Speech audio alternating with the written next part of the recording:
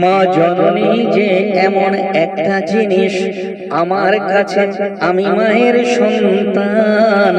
এইরকম সন্তান যারা আছো, এ সোনা মানিকেরা, প্রত্যেক সন্তান তার মায়ের অনুগত হয়ে চলো।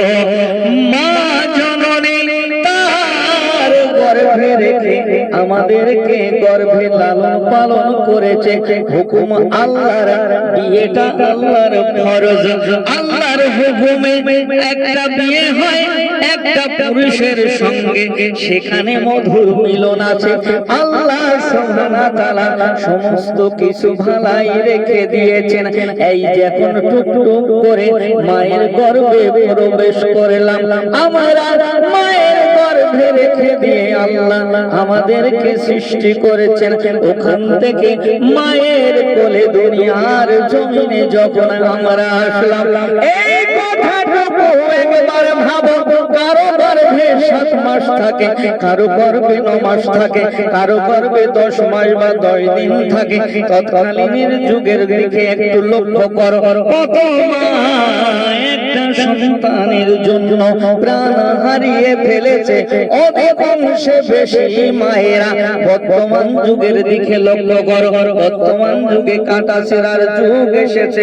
সিজার করে অনেক বাচ্চা বাহির করে, নরমালে বা কটা বাচ্চা হয়, কিন্তু এক একটা দিন আর এক একটা রাত মায়ের জীবনের থেকে যখন চলে যায়, আমি সন্তান যদি আমার জীবন ধরে মায়ের কদম ধুয়ে ধুয়ে যাই চোখের পানি দিয়ে, কিন্তু আমার যতটুকু নলেজ আছে, একটা রাতের যন্ত্রণার আমি শীতলতা মায়ের করতে পারবো না।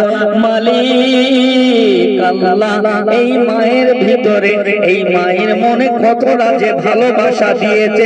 সন্তানের সুখ দুঃখে মায়ের দু চোখ দিয়ে পানিগুলো ঝরায়, আর মালিকের কাছে হাত তুলে রুনা জারি করে, ও মালিক আল্লাহ আমার বাচ্চাকে সহি সালামত ভাবে রেখো, আমার বাচ্চাকে ভালো রেখো। মা যখন তার ডেলিভারির সময় হয়, বাচ্চা এখন দেখা যায় কি হসপিটালের বেডের উপরে থাকে, কিন্তু যেন মৃত্যুটা পাশের বেডে রেখে দিতে হয়। কখন এসে মারাকুল মউত ওই মৃত্যুটাকে নিয়ে চলে যাবে, মরা বলে ঘোষণা হয়ে যাবে। এ সোনা মানিক, আজকে যখন তিলে তিলে মায়ের দুধ খেয়ে মা লালন পালন করে আমাদেরকে এই জগতে ঘোরানো শিখিয়েছে, কোনটা হাঁস কোনটা গরু কোনটা মুরগি সবকিছু শুনিয়ে দিল।